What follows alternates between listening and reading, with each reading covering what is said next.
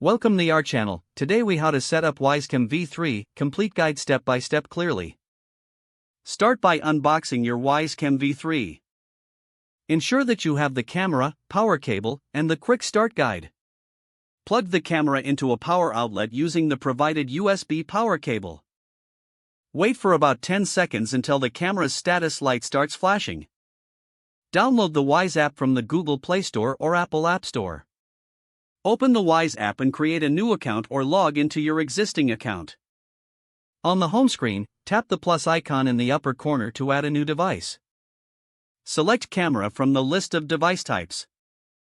Choose Wyze Cam V3 from the options provided. Follow the on-screen instructions to connect the camera to your Wi-Fi network. Enter your Wi-Fi network name and password when prompted. Make sure your smartphone is connected to the same Wi-Fi network. Tap Next in the app to proceed. The camera will start scanning for the QR code displayed on your phone.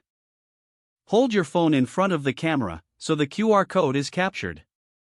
Once the camera beeps, it has successfully scanned the code. Wait for the app to confirm that the device is connected. You may now set a name for your camera for easy identification. Choose a location for the camera if prompted. After setup, you can view the live feed directly from the app. Adjust camera settings as needed for motion detection and notifications.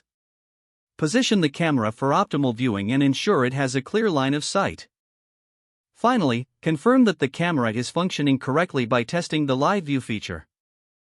If the page does not load, refresh the browser or try again in a private or incognito window.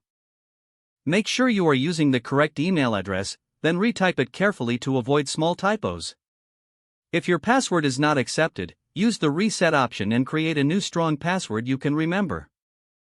Check your spam folder for verification or security emails, then complete any requested confirmation steps.